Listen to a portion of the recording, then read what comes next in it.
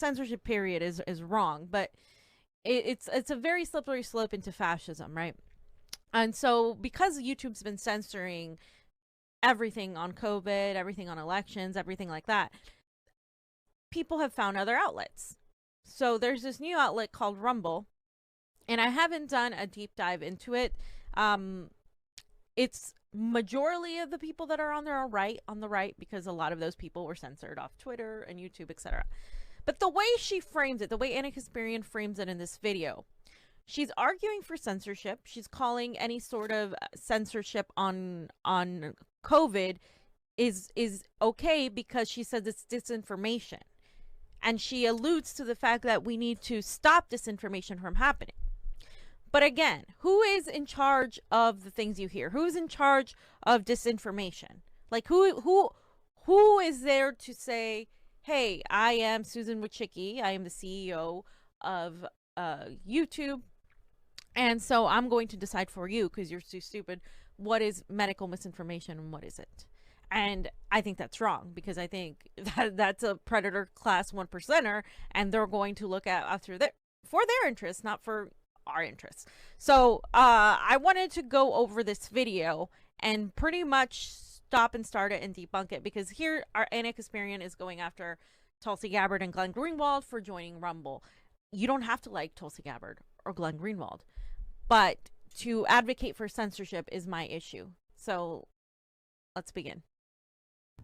Tulsi Gabbard and Glenn Greenwald, every day, you are in fact being censored. Okay, can stop here.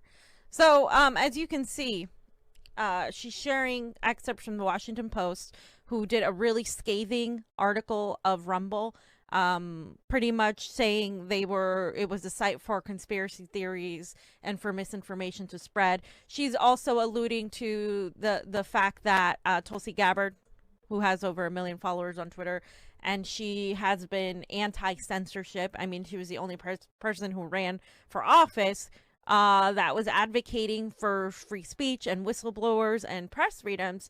Do I agree with her silence on Israel-Palestine? No, that's one of the things that I think is a complete and total no-no. I think that's terrible.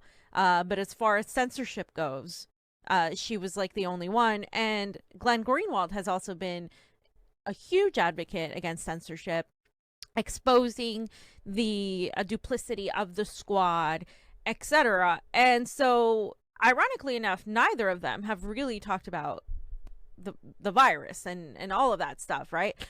But she's framing it here. Anna Kasparian is framing it like, you know, if you're talking about medical misinformation and COVID, people who think they've been censored by big tech, there is no thinking. It is a fact.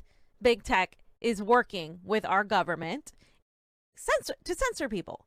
They admitted they have a division in the post office. They have the what is it? I forget the specific name, but there's other state agencies that have multiple divisions with pre-crime. There is a domestic violent extremist watch on everybody now. Anybody that's an anti-government or an activist. There's, you know, the NSA is obviously continuously watching us. We saw the whole thing with Tucker Carlson and all of that.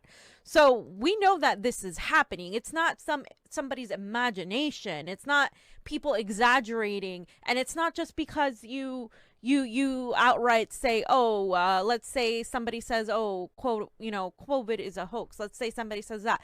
That's not why people are getting shut down. People are getting shut down like this doctor that we showed yesterday, right? For voicing his medical opinion on an issue. Then you have people getting shut down for talking about what happened during the elections. Like us, we got our videos taken down. That is not misinformation. And who is Anna to be the gatekeeper of what is misinformation and what isn't? Once you allow that, it's going to expand and get worse.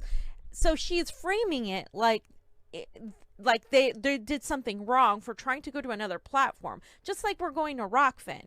And she later mentions Rockfin, which is what I wanted to get to. Did you have anything to say, Johnny? Okay.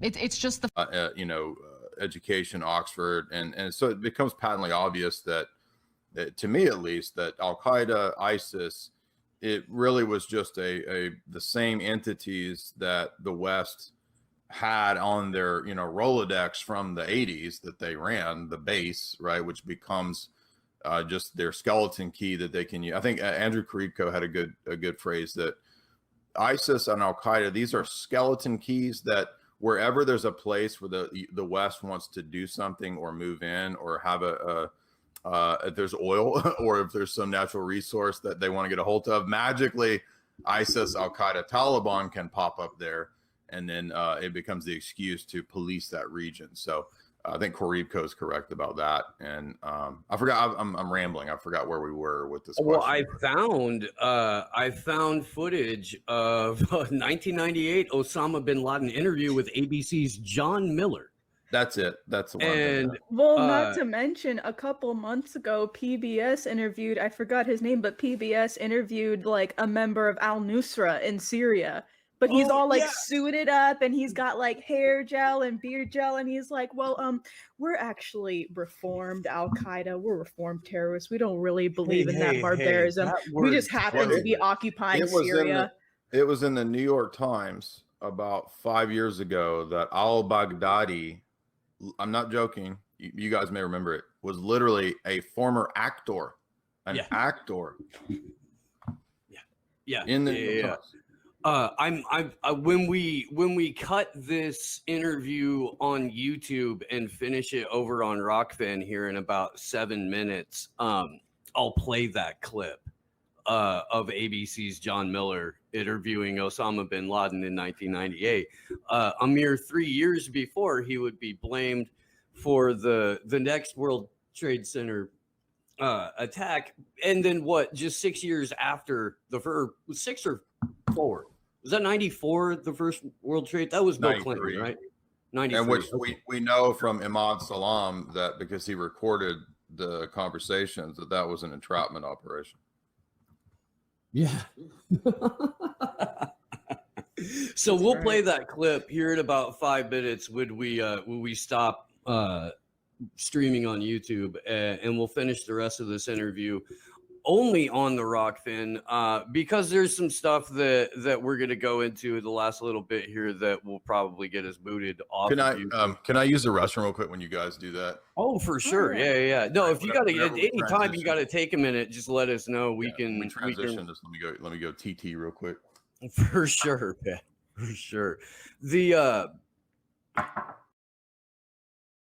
is quite funny. Lori referred to Steve and Slow News Day as FBI rat snitch television. This is Rise and Shine anti-medium mythology Tokyo Shem television. I'm sitting in the captain's seat. The coffee is percolating. The sun is creeping into play. Mr. Knight has receded to the opposite side of the earth. I might have to whisper for this one. I don't want anyone but us involved to hear this. You don't see Steve going, "Hi everyone, welcome to fucking FBI Snitch News Live. I'm your host, Steve Poikinen." At some point, the nail has been hammered in. You can put down the hammer. There might have been a song, a folk song, "If I Had a Hammer," but I don't remember it, so I shouldn't have started trying to sing it.